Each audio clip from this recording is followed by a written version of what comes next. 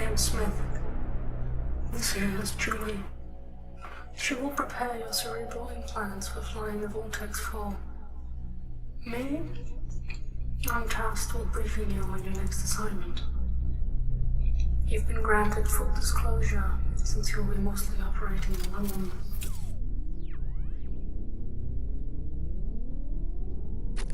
"12 days ago, we got the following message from Hermes 2 in the Arduin cluster.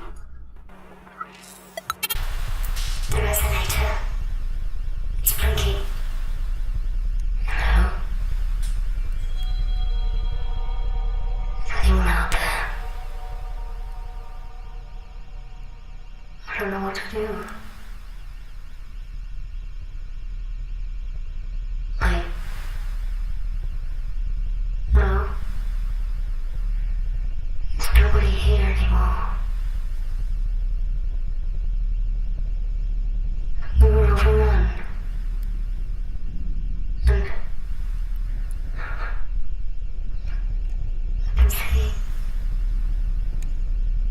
I can see that someone is listening. Please.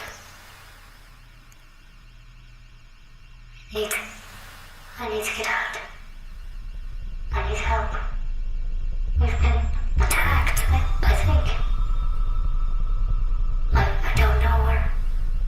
There's nobody here anymore. Please send help. Please. I have data. I can transmit data. If you just come and help, please. Please. I need help. I can see you listening. I don't know where everybody went. Can you please send help? I don't know where they went. Please. I'm still alive. I don't know how long. I'm all alone. There's no food here. Please. I depend on you. No.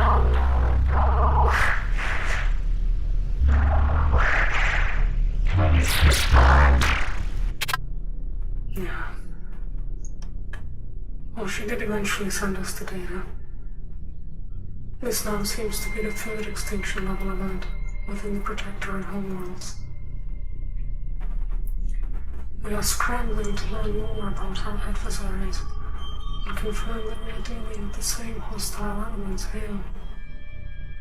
No. Despite the potential to learn more about the circumstances in which Hermes fell, we did not attempt to make contact.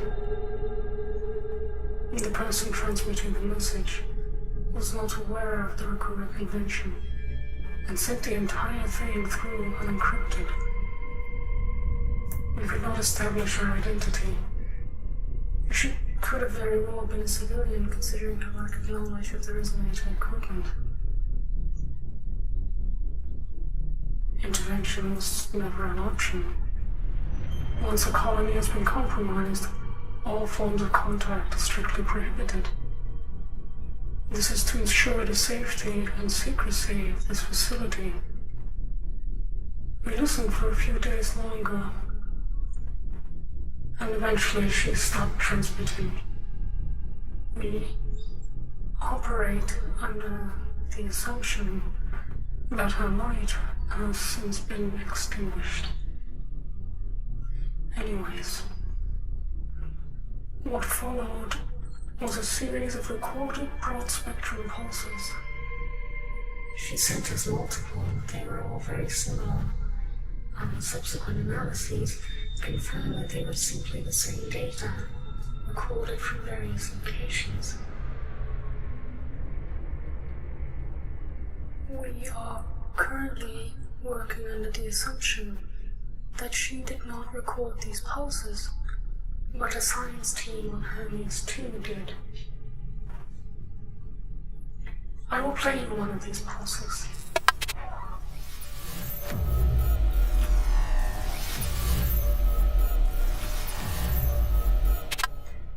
discovered that the clip's not actually the raw data. It was deconvolved and factorized using an independent component analysis. So far, however, there's still no consensus on what the signal encodes or was produced by. Neither IDA, HSDNN, or any of our human cryptographers consider it to be carrying a signal. It is more likely that the pulse is produced by some natural phenomenon, either from their equipment or themselves. She also sent us logs belonging to their science team, and these were actually most useful. The logs suggest that they were dealing with the same adversarial component, and they dubbed shades. Similar as what was observed on Earth, the termination of life was swift. However, their science team seemed to elude them for longer, giving them more time to record and interpret this information from the surface, during which time they made no attempts at transmission to avoid detection. We do not know why the shades failed to detect the science team, but IDA has proposed the theory that the thermal regulation of the facility may have had something to do with it. Their recordings leave little room for speculation.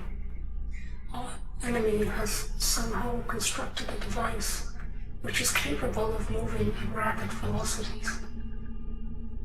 The sudden spikes in local entropy, which we also observed on Earth, seem to be involved in a method of temporal displacement we have not encountered before. Their movement on the surface is so fast that we are currently unable to detect, predict, or halt their movement in any meaningful way. From the surface readings, however, we can roughly estimate trajectories after the fact. This allows us to determine an estimate which we assume is proportional to the number of these creatures on the planet at any given time. Frighteningly, this number is unexpectedly low. Now comes the interesting part, and this is where the signal seems to come in. Whenever these signals are recorded, the trajectory density went up or down. This leads us to believe that they are either the byproduct of some sort of transport device, which allows them instantaneous transport between worlds, or a station, which recharges whatever they use for their fast movement. Either way, this pulse is probably our best hope at finding a way to counter them. Given this additional information, IDA and HSDNN were able to infer a database of measurable electromagnetic signatures that the signal would produce after multiple scattering events. Since then, we have picked up traces of this exact pattern in several nearby quadrants. No. We've chosen not to alert any of the inhabited quadrants, for there is a risk of being detected.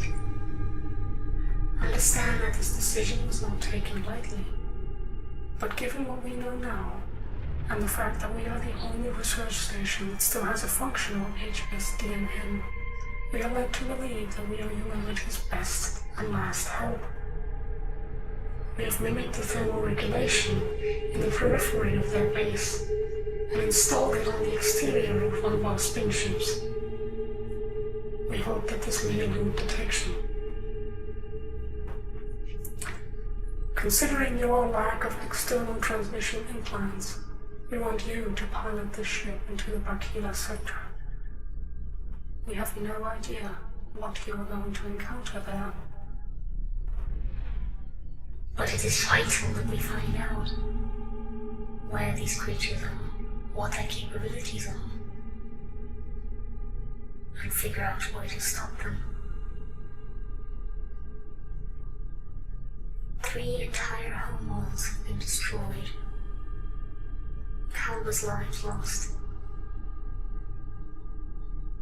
And we haven't yet a clue on how to combat these things. We're running out of time. Good luck.